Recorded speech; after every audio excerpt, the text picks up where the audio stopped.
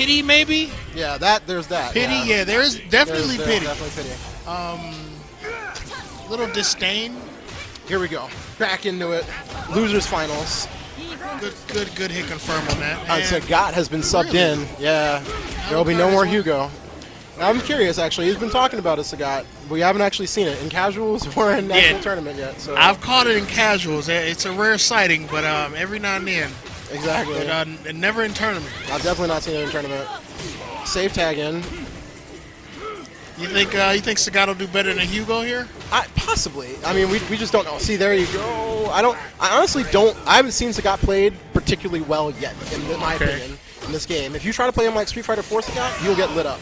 Period. He does have more mid-range options, but once Hugo gets in, as we see, it's It's not pretty. That's the thing, is that grapplers in general, once they're in this game, are absurdly powerful. Right. And there's so many things to guess, especially with the power that you can generate from a cross rush. You know, before, it used to be that you didn't have to necessarily fear grapplers in terms of their striking ability, because they primarily got their damage from command throws. So lots of chicken guarding, lots of jumping, etc. Now, not as simple. Right. And Krone, in the meantime, hitting all the big stuff. And Krone takes that one decisively. Yeah, against Marduk. And the problem is that Sean is still doing the same thing. I actually talked to him about this after the first match.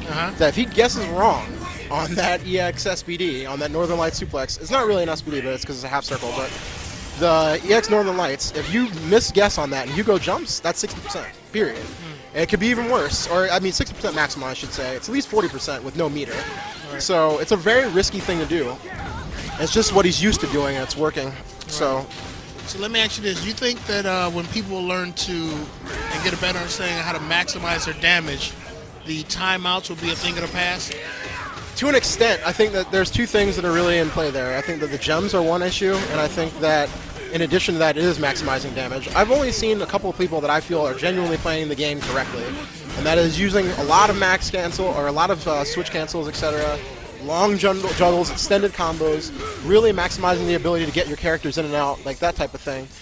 That's really going to be the end game of this.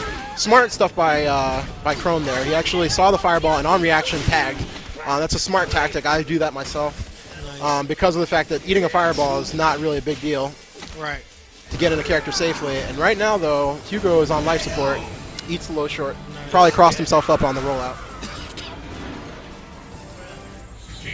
Well, I mean, that is true, game of death, but you got a lot of things that that attack that red health. Right. Which can be implemented into the game.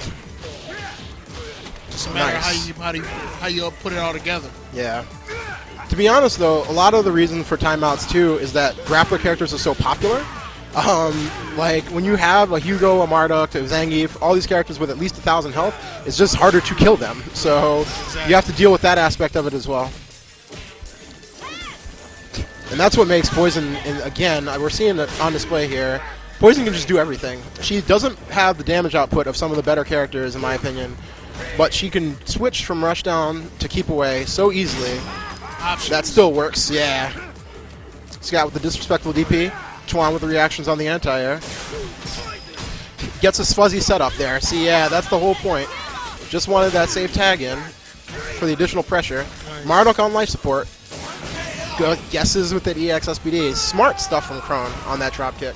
Gets himself off the ground. Minimizes his risk. Knows what the get out of jail cards are. Nice DP. Nice overhead. Safe string, gets all his safe pressure, can go back to zoning if he likes. And again, this is where it shines. Nice combo right there. That was one frame. But here comes Sagat. We'll see what he has. This is really going to be the crux of this matchup. Wow. Oh nice, my God. Yeah. Poison is all over it, too. Then, no, sir. And that gets punished. That Poison jump and grab is the equivalent of EX Seismo, if you will. Yeah. Oh, no. That was a wrap. Krone does him a favor. Drops the combo. All right. Thank you, sir. Marduk, very happy to oblige. Nice. Oh, nice. Eats that armor with the chain. Gets his cross rush combo. Drops it, though. Drops the juggle. So you think once people start understanding when you fight Hugo to keep attacking Yeah. Yeah. You actually see a lot of that online. If you play Hugo online, people will religiously jump at you, cross you up over and over and over again. Just apply as much pressure as possible. If Hugo is just standing, or excuse me, if you're just standing in front of Hugo, kind of approaching him casually, most of the time that's exactly what Hugo wants you to do. He wants you to stay on the ground right in front of him so he can see you, look at you, react to what you do, and try and score a random hit into huge damage. Let that one hit of armor. Right. Hit that lariat, hit that jump in splash, whatever the case may be. Tuan started off strong there. He got the jump in off the guess immediately in the beginning of the round. Hasn't looked back since. He's tagged into Sagat. Yeah, that first record is extremely safe for poison. Yes. Yes. It's actually a very effective frame trap. Looking to lame out Hugo, I feel, is his plan, but the fireball game just isn't the same in this. Right. You don't have enough EX meter to lame him out. Right, exactly. Oh, do not play in close against wake Hugo. Up, really? It's just good luck. Yeah, it seems like if you think to block with Hugo, you lose. Right. You just do stuff. See, look at that. Just jump. Just do it. Like, why not? Like, what is the punishment for jumping? You get anti-aired, who cares? Like, literally. Right, yeah, you have tons of health. Just take chances. And more than likely, if you get the hit, you're in there. Guaranteed. Nice juggle. Wow.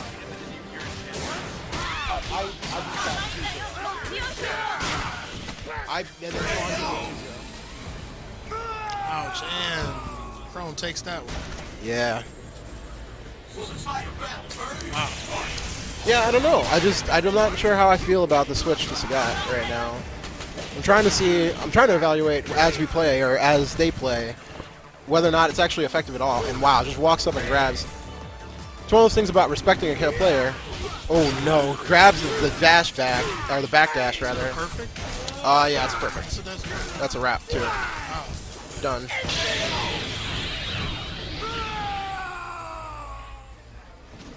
Yeah, that jump splash, I mean, that's exactly right, Duck Duck. Like, he's literally eating splash into 60%, 40%, whatever the case may be, all the time. And that's literally, that's the problem. I mean, that's really the problem with Hugo, is that if you aren't willing to kind of observe and react, or if you're not trying to rush him down completely, you're just going to get lit up by a random hit. Like, random hits are just deadly from Hugo. And it seems like Marduk's having particular problems with him. We'll see. Backdash just to get out of the trouble. See, boom, splash. Backdash is not the answer. Cross rush. Nice. And instead of doing what he typically does in a situation like that where he's getting pressured, Tuan has the reactions to anti-air all those jumps, but he keeps backdashing and eventually just eats a splash. Right. And it's definitely what's killing him here. I hope he actually looks at this on a run back. That is so intimidating. Yeah, it is. There it is. But yes, get him out. Blocks the overhead. It's a nice tag cancel by Krone, keeping that safe. It's not safe. But yeah, that string is not safe. Just come in and take the grab. That's the beauty of Hugo on the come in. You know, if Krone.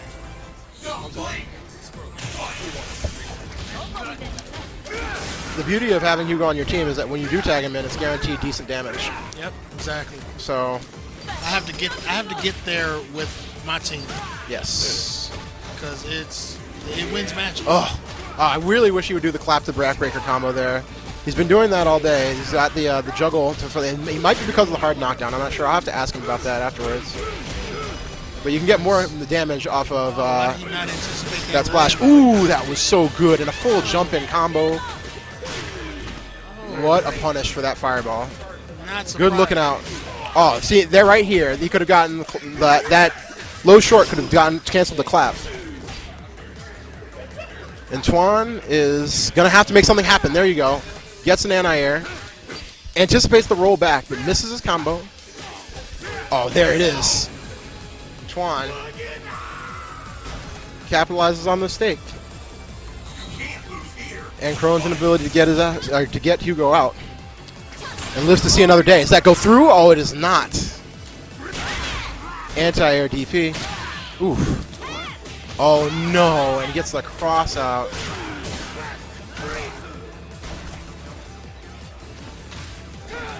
Nice. There you go. See, exactly. Yes, that's what we were looking for. But meanwhile, see, look at Hugo's health, even from that anti-air. So who cares, right? Why not splash? Right. Boom, twice. Still has all that health.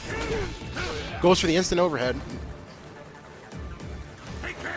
Oh, he manages to get out of there. Ooh. Hey, Duck, I play Kazuya and Asuka. Ooh. And there it is. That's huge damage. And more importantly, that's time off the clock. It's only 50 seconds, and Chuan's going to have to make a comeback. Also, it's taking that red life down, too. Oh, no. Do not backdash. Nice. Good tag. Nice Boom, throw. goes Nice, in. Nice. Gets the EO Northern Lights.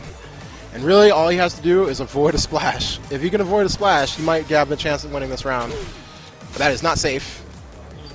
Chooses the wrong punish. Should have gone with low short, I Probably believe. like -6 or something. It's pretty unsafe. I don't know how unsafe it is, but it's unsafe. I know that if I... Ooh, tried to get through with the chain and loses it. Yes, and here we go. What's the mix-up? Oh, what a smart anti-air. I don't like this play at all. Oh, that crossed up? Oh, no, it did not. He just jumped right into it. Wow.